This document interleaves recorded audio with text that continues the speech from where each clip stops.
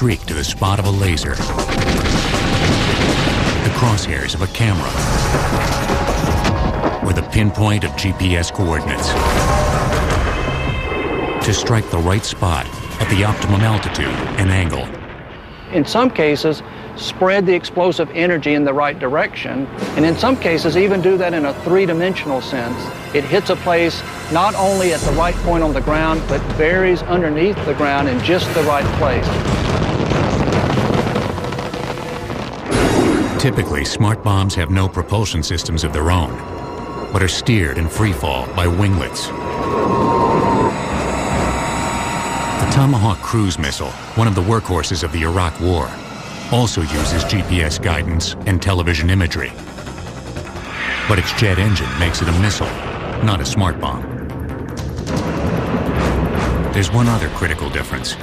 Cruise missiles cost at least $500,000 each.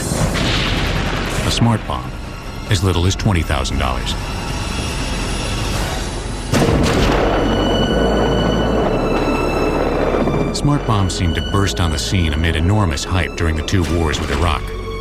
But long before the bandwagon of the 1990s, there were smart bombs.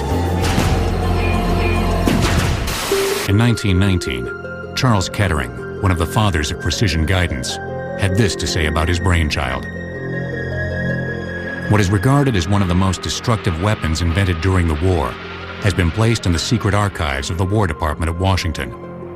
There to remain, it is hoped, even by the inventor, for all times. Dire words to describe a flimsy biplane whose first flight ended miserably. But this was the world's first smart bomb.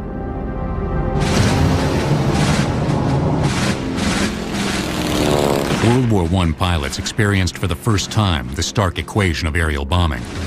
Precision equals proximity to the target. But the closer you get to the enemy, the better your chances of getting shot out of the sky. General rule is if a target is worth destroying by us, it's worth protecting by the enemy. So any target you're going after is probably going to be fairly heavily defended. The only way to stem the carnage was to start removing the pilot from the equation, to make a remote-controlled bomb. This is the so-called aerial torpedo, a prototype for a guided weapon invented in 1918 for the U.S. Navy. Not to be outdone, the Army appealed to an inventor and future president of General Motors. They went to Charles F. Kettering and asked him if he could develop something similar for them. Officially still called an aerial torpedo, the bomb was nicknamed the Kettering Bug. The Bug was a hybrid chemical weapon with a 200-pound payload of high explosives and mustard gas. A wing and motor assembly was fitted onto the warhead. For a runway, a short section of dolly track.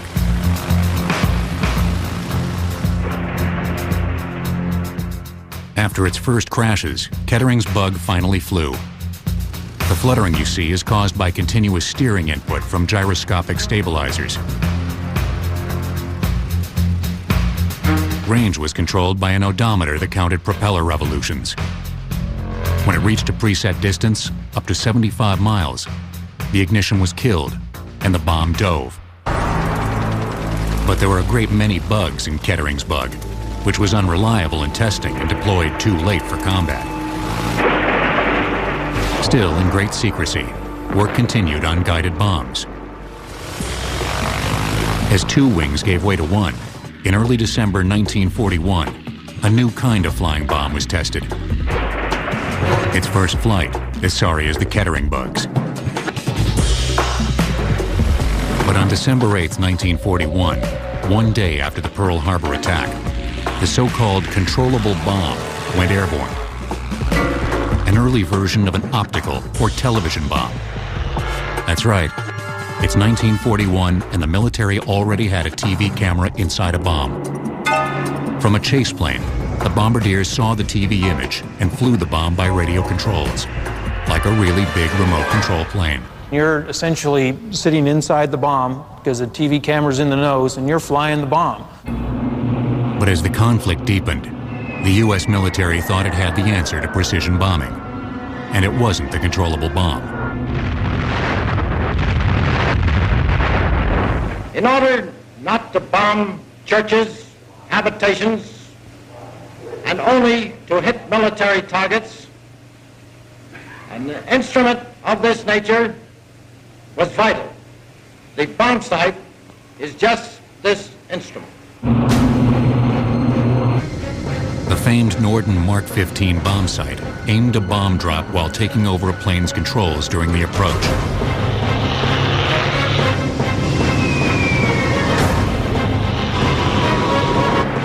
Call these dumb bombs, and you'll have to answer to a lot of B-17 bombardiers. The bombs weren't so dumb. The equipment they had, the bomb sights they had were actually pretty good. Under a calm environment, a single airplane can drop the bombs generally within 500 feet of a target. But when you put them in large formations and throw in bad weather and people shooting at them, the typical World War II bomb missed by more than 1,000 feet from any target. That's why it would take hundreds and even thousands of airplanes, say, to destroy a single factory. The military term was bombs per acre, saturation bombing.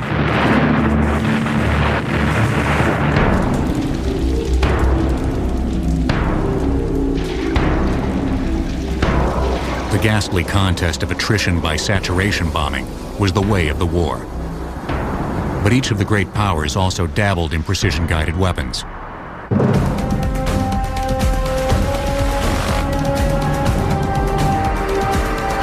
The terror bombers of the age flew a barbaric kind of smart bomb. Kamikazes. Obviously, it kills the pilot, but they provide that terminal guidance for an anti-ship missile. The Germans had a sizable arsenal of guided bombs. One was the Fritz X, named for the X or cross of its tail, which could be remotely controlled during the bomb's descent. It had a flare on the back of it so that the pilot could see where the bomb was, and then he would steer it with a little toggle switch, just like you fly model airplanes today. And he would guide that and just superimpose that bright dot over the target and glide it in.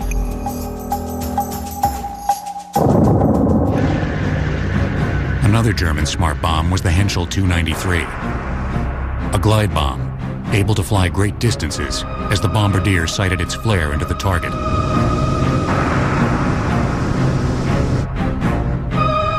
This American glide bomb is television guided, like the earlier controllable bomb. The bulge beneath the bomb houses the TV camera.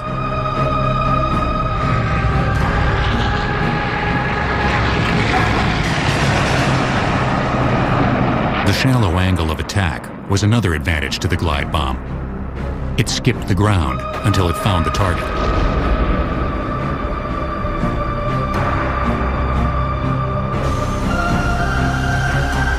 Here's the view from the bomb, looking remarkably like an image from the 1990s. But the year is 1944. The German V-2 rocket lit a fire under yet another smart bomb project, one that involved the first son of an ill-starred American family. By the fall of 1944, the V-2 was striking British cities. Secretly, an American project codenamed Aphrodite was underway to destroy the V-2 launch sites.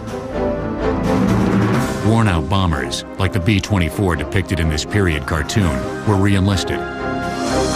Wired for radio remote control. Fitted with television cameras. The plane was then loaded up with explosives to make the equivalent of a 20,000-pound bomb. One of the Aphrodite volunteers was Joe Kennedy Jr. Joseph P. Kennedy Jr. was a Navy pilot. He had just completed his tour of duty in Europe. Technically, he could have gone home, but he volunteered to stay for this highly classified project. Basically, he had volunteered to be a takeoff pilot. Pilot and co-pilot were needed to get the bomber airborne, after which they could parachute to safety. The pilotless bomber could then be remotely steered over the channel and into the V-2 sites.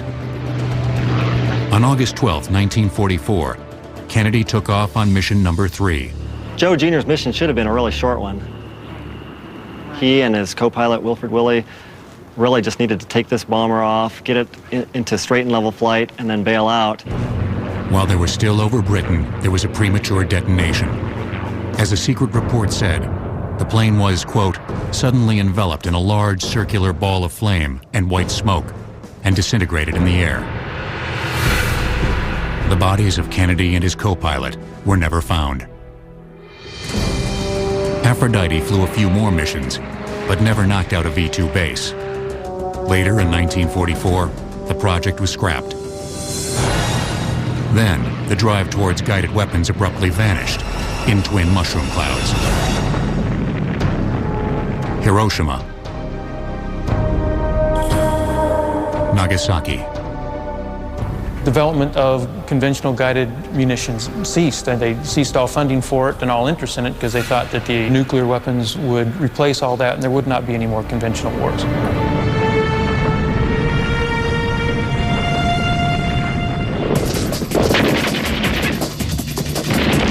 But the history of warfare was about to take a few unexpected detours through places like Korea and Vietnam, places where you could never drop a nuke because of the political fallout, but where you could sure use a bomb precisely guided by a laser beam.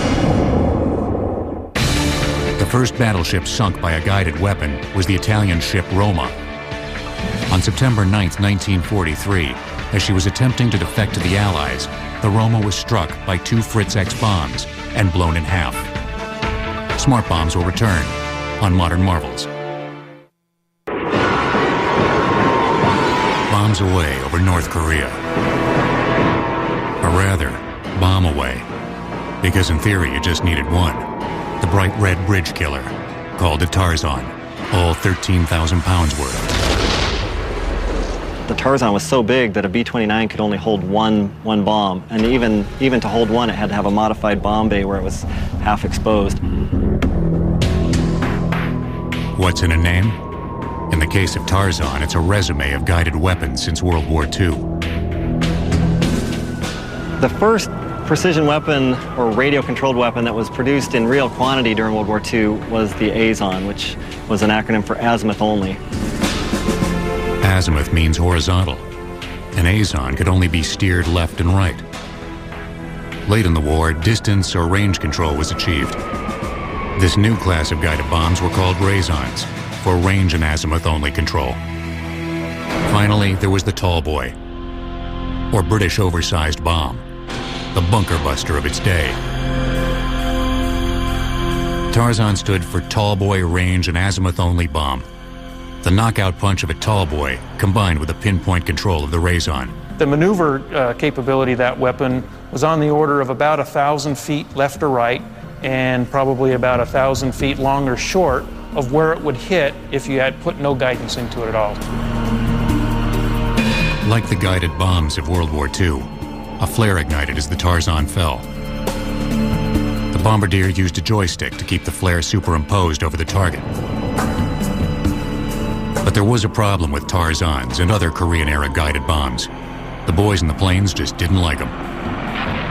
Aircrews really were not enthusiastic about the early precision-guided munitions. It made them fly a very predictable flight path or bomb run. The predictability came from maintaining a straight course while the bomb was guided toward its target,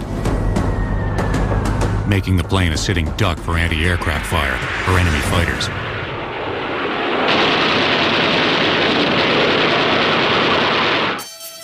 From World War II through Korea, guided bombs had the stigma of being oddball devices that few airmen wanted a part of. Commanders took the view, I think, that it was just a quirky experiment, and they were really into massive bombing. It didn't matter how many airplanes and bombs, there were plenty of them available, so you could send what you needed to destroy a target. Then came the conflict where indiscriminate bombing was no longer politically acceptable: Vietnam. The politics reached all the way into the cockpit. Aircrews flew under restrictive ROEs, or rules of engagement. A long list of targets that you couldn't bomb. Contrary to what you would read in the press, we were very careful of how we hit our targets.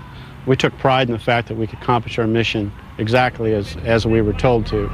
And we were very careful to make sure that we hit our target specifically what we were supposed to hit. But politics wasn't on the minds of the men devising the next generation of smart bombs. They just wanted to make a weapon that really worked and didn't endanger the pilot. A World War II ace, Korea jet pilot, and Air Force acquisitions officer named Joe Davis spark-plugged the project. Well, I was in World War II. There was a lot of bombing done. We had to bomb with many, many airplanes to destroy the target. He, in his way, was an operational visionary, not a technical visionary, but he'd been there, and he knew the problems those kids were facing in Vietnam.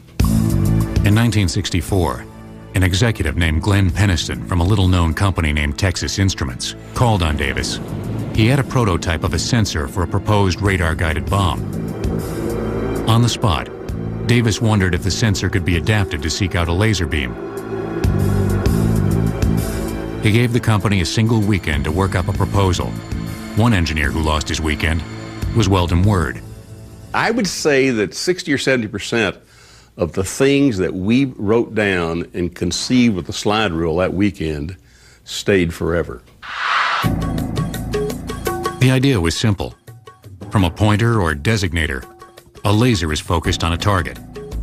Though invisible to us, to the sensor on the nose of the bomb, it's like a flashlight in the dark. The sensor is screwed to the front fuse mount of a general-purpose bomb. This used what we call a birdie head that would free float in the wind as the bomb fell to the ground. That would keep it pointed in the direction the bomb is actually flying. In the front is a quadrant detector. The quadrant detector has 4 laser receivers. If the laser spot that's on the ground would go to the top part of the quadrant, the bomb would then steer in that direction so that the spot would be in the middle. To further simplify the design, the winglets go only hard left or hard right. Bang-bang steering, it's called, constantly correcting the bomb's course all the way to the target.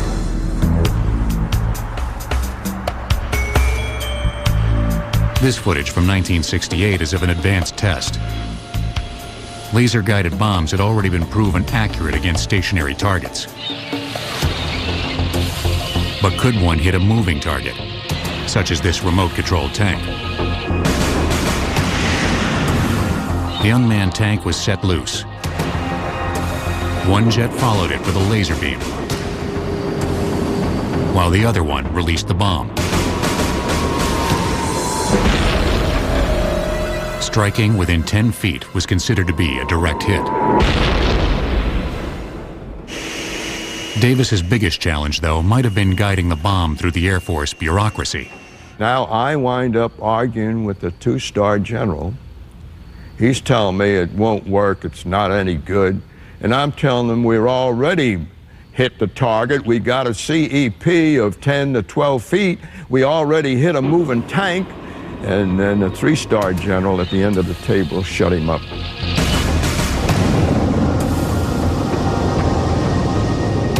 By 1968, the $3,000 weapon was deployed in Vietnam.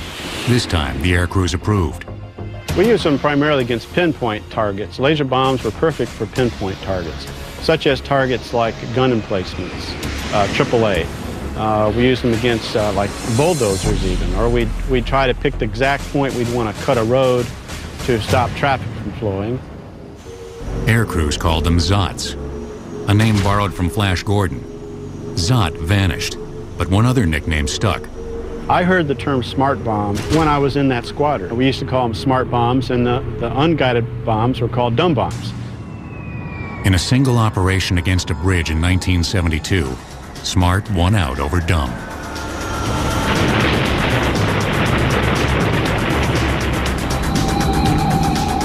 This was one of the deadliest airspaces of the Vietnam War. Above the so-called Dragon's Jaw, the Tan Hoa Bridge over the Song Ma River.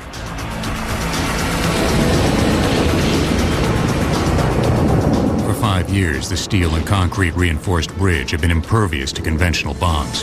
Where they'd flown hundreds of sorties, lost dozens of airplanes and crews trying to destroy this massive iron bridge. Aircraft strike after aircraft strike went into the area and dropped their dumb bombs. Unfortunately, most of these bombs drifted in the wind and missed the target. So there were craters all around the area of the bridge, but the bridge was still standing. In May 1972, 8 planes were sent against the bridge. 4 planes trained lasers on the target, while the other 4 released their bombs. 4 direct hits, and the Dragon's jaw had taken a knockout punch.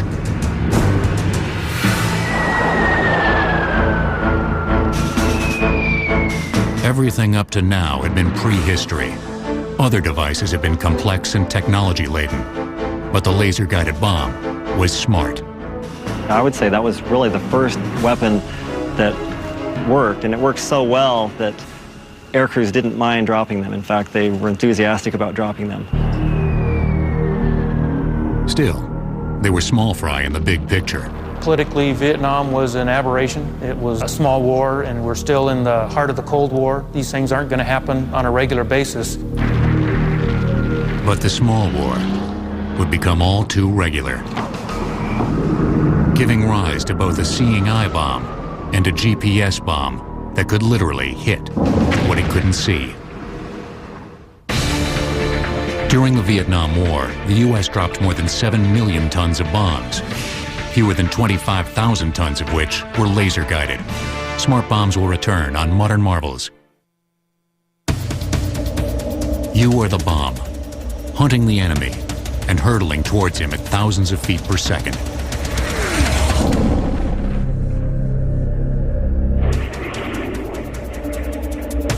That's the unnerving image you get from an electro-optical bomb. Optical bombs were a 1960s update of the old TV bombs of World War II. A camera's in the nose, but the pilot doesn't need to manually steer the bomb in. He just clicks on the part of the screen he wants to hit. The bomb itself can lock on to a portion of that TV image and then steer itself to that precise point. Or, as pilots call it, fire and forget.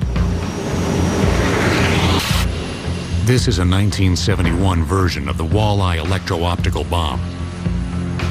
They cost $35,000 each, and like your camera, had a lens cap you had to remember to remove.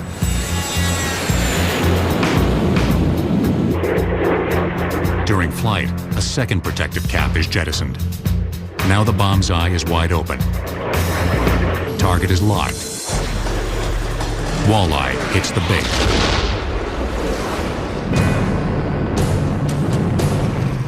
Throughout the Cold War, smart bombs were overshadowed by nuclear weapons.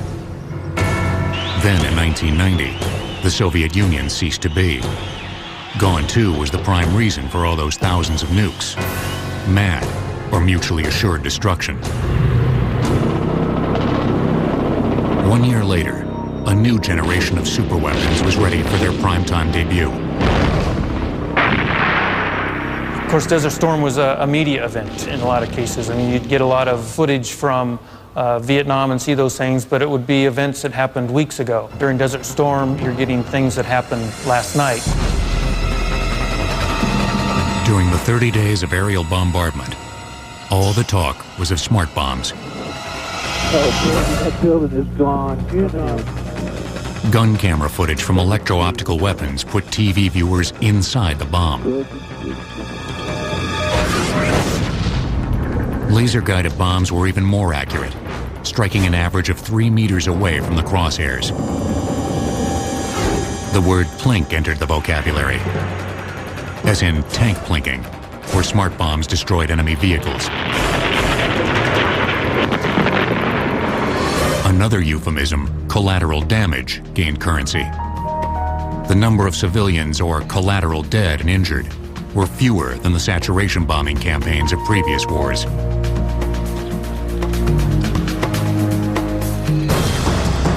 But when the 30 days were over, the numbers didn't quite stack up to the hype.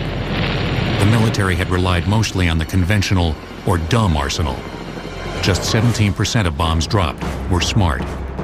The primary precision-guided munitions delivery platform was the F-111, and there was only one wing of those that had that capability. So you're still looking at a limited force to be able to deliver them, but they were able to destroy a disproportionate number of targets because of the precision guidance that they had.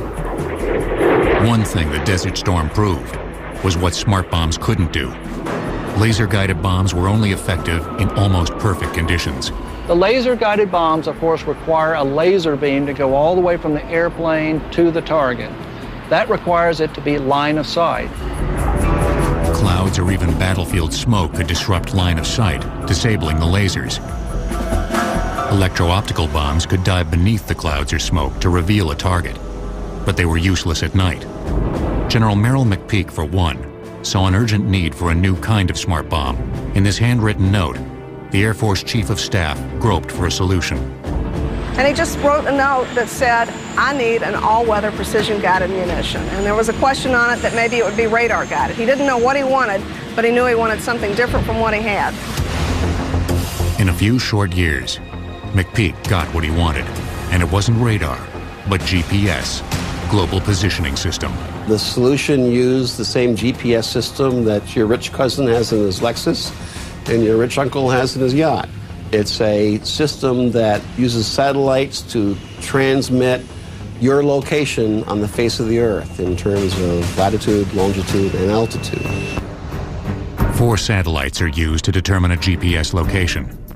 Each satellite precisely computes its distance from a place in terms of how long it takes for a radio signal to reach it.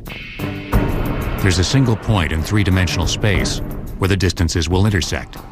That's the GPS location. The new satellite-guided bomb was named JDAM. JDAM stands for Joint Direct Attack Munition. Joint means that it's used by more than one service. In this case, it's used by the Air Force, the Navy, and the Marine Corps. And direct attack means it's really a short-range munition. It's not a long-range powered missile. A JDAM is usually dropped within 15 miles of a target. GPS tells the bomb where it is and where it's going. How it actually gets there is the job of its guidance system, called inertial navigation, which tracks the movement of the bomb through space. This inertial navigation system can sense when it moves up, when it moves down, when it rotates, and every time it moves in any direction, it tells the computer what direction and how much it moved. So if it knows where it started, anytime it moves, it can tell you where it is now. Inertial navigation by itself is reasonably accurate. With GPS assist, it's precise. The inertial navigation system is a precise clock. The GPS is used to calibrate the clock over and over again to keep it as precise as possible. They did grossly undershoot one target, that of cost. The original cost ceiling was set at $40,000. The actual production figure was half that. One of the main advantages of JDAM is that it's a very low-cost weapon. So you don't have to worry about spending $1 million on a silver bullet. It's $20,000 each, and the Air Force and the Navy know that they can use a lot of them if they need to. Among the disadvantages, with a GPS bomb, you can only hit stationary targets, buildings, not vehicles. But other bombs could blink tanks. With the JDAM, the Precision Dream Team was complete. Laser guidance for greatest precision. GPS assist for all-weather day and night bombing. Electro-optics for the flexibility of flying the bomb. Throughout the 90s, the arsenal was rolled out. So we see in 91 in the Gulf War, then in 99 in Kosovo, 2002 in Afghanistan, and then 2003 in Iraq, this ramping up of the employment of precision-guided munitions. 66% of all bombs dropped in the Second Iraq War were precision-guided. Smart bombs had clearly effected a revolution in arms. But critics were asking, what about the news accounts of weapons gone tragically off course? How can smart bombs go dumb? One smart bomb was entirely designed, built, and deployed during the 43-day duration of the Gulf War. The laser-guided GBU-28 bunker buster had a body improvised from surplus howitzer barrels.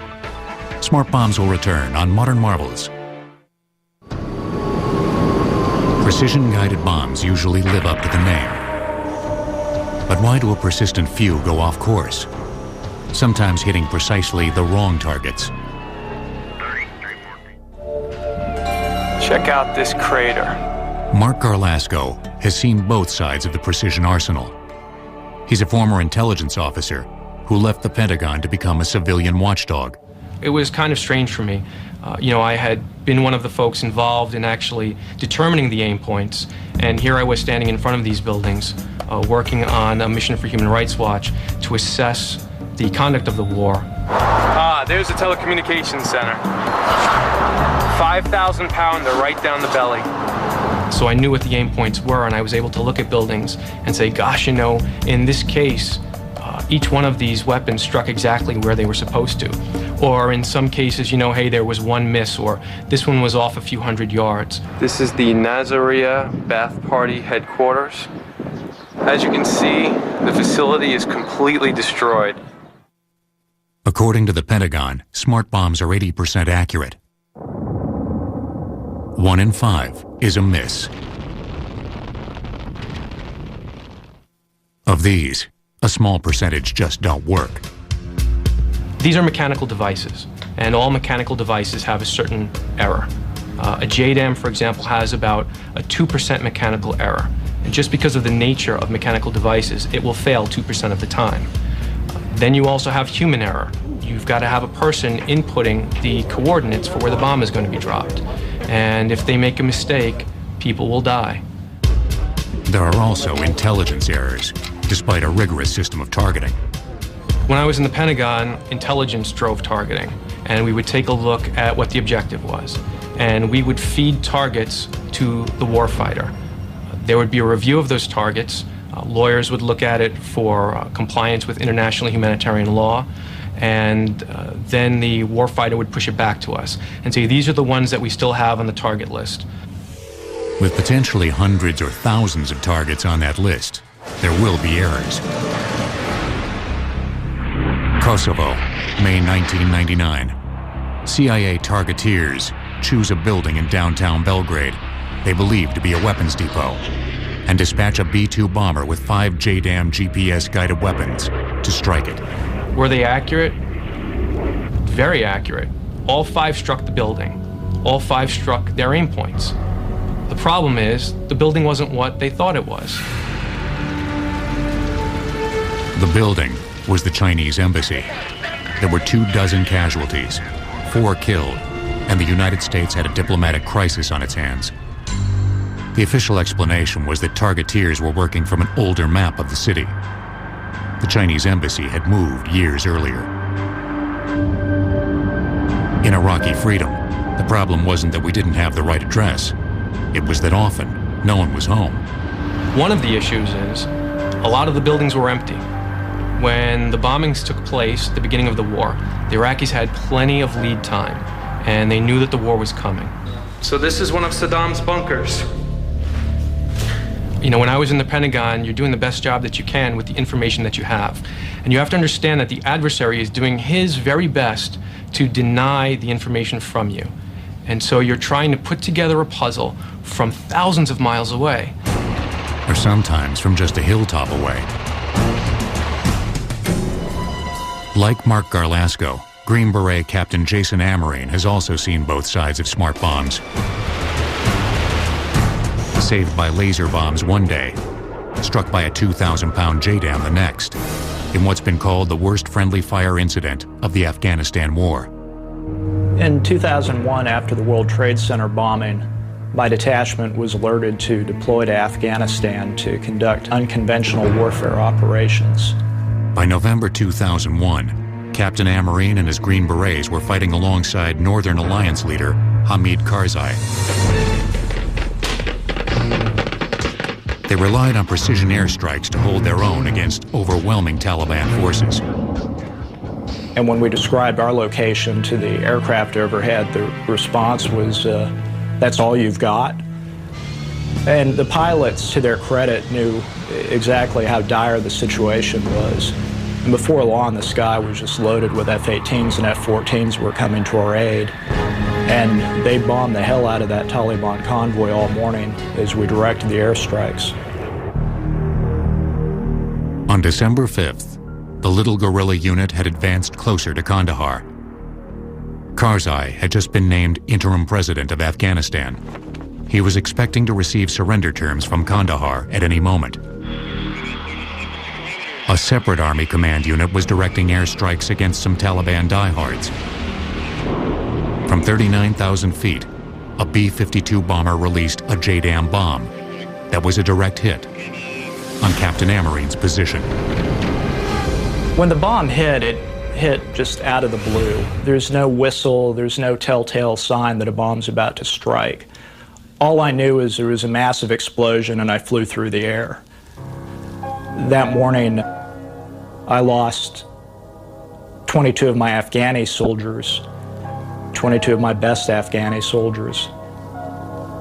I also lost my team sergeant, Jefferson Davis, my senior communications sergeant, Daniel Petitore. A friend of mine that was with the headquarters named Cody Prosser was also killed. Amarine himself had both eardrums blown out and shrapnel in his leg. Hamid Karzai was wounded in the face. The preliminary report on the incident, called a fatality bulletin, blamed an overconfident operator who, quote, failed to have his assistant double-check and confirm his target calculations. And so you have 3 Americans died in the strike, and Hamid Karzai almost died. Now, had he been killed, where would Afghanistan be today? Having experienced the alpha and omega of smart bombs, what does Captain Amarine think? One thing I can't stress enough is things are going to go wrong. It's never going to be sterile. You're always going to be hurting people that you intend to hurt and also people you don't intend to hurt. It's just you do your best to make sure that the bombs are dropping on the right target. Warheads on foreheads, as a friend of mine would say. The 80% of direct hits means the technology works.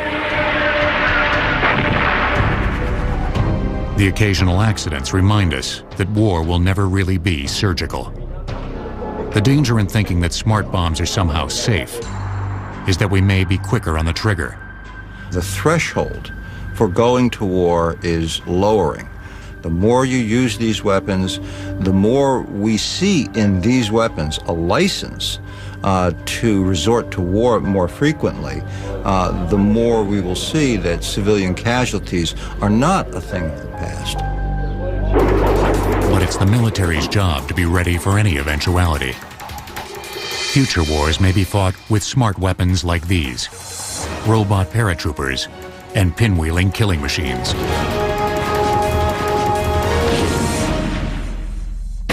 The average time for choosing and approving smart bomb targets in Desert Storm was 72 hours. By Operation Iraqi Freedom, the average was only a fraction of that and could be done in as little as 12 minutes. Smart bombs will return on Modern Marvels.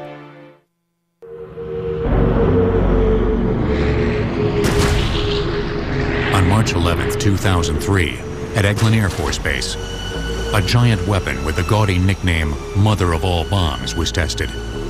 It is a smart bomb. It has an INS GPS kit on it. It can be launched from very high altitudes and therefore can attack targets very precisely. Moab, or Massive Ordnance Airburst Bomb. About $170,000 apiece, packed with 21,000 pounds of explosives, designed in part to clear out large areas of vegetation. This'll buzz cut your back 40. But it's not the future of smart bombs. Except for its precision guidance, Moab is an old-fashioned weapon known as a daisy cutter. But the trend in smart bombs is away from heavyweights like Moab to smaller and lighter ordnance. The more accurate the bomb, the less boom you need. This is a test of the SDB, or small diameter bomb. The $100,000 plus bomb is actually a mini bunker buster. Like its big brothers, it's guided by GPS and can penetrate more than 6 feet of reinforced concrete. But the SDB's warhead weighs a mere 50 pounds. Even non-explosive dummy bombs, once only used for practice, have been dropped on the enemy. Instead of high explosives inside the bombs, they used concrete to give it the same weight, and they allowed the accuracy of the paveway, the laser guidance, to actually take out the specific target without the explosion and without destroying anything surrounding the target. The other trend in precision bombing is known as joint standoff, giving weapons great range, allowing pilots to stand off miles from harm's way.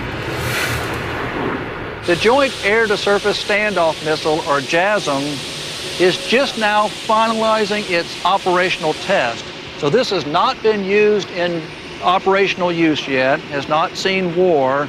However, it's been very successful in its testing, and this is essentially the future of our weaponry.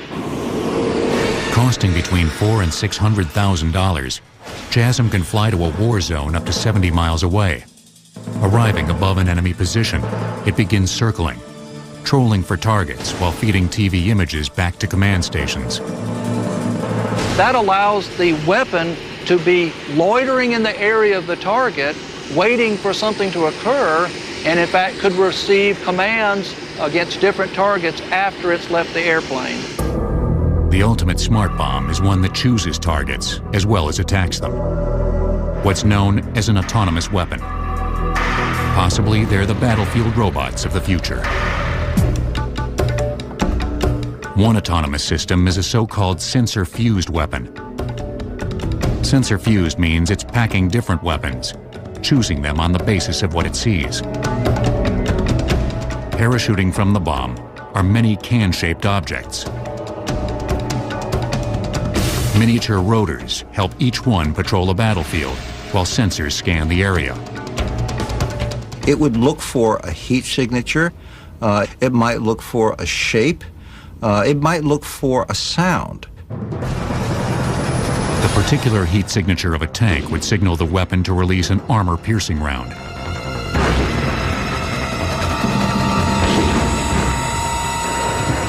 This is a live-fire test against tanks of the $300,000 plus weapon. For human targets, it would choose to spray a lethal hail of bomblets. Autonomous and standoff weapons may finally fulfill the 85-year-old goal of precision weaponry: to remove the pilot from the bombing equation. With pilotless drones and autonomous weapons, the dogfight may one day go the way of the medieval joust. Pilots of my generation feel like that potentially we're the last generation that's going to be able to serve out a full career in frontline combat aircraft that are manned.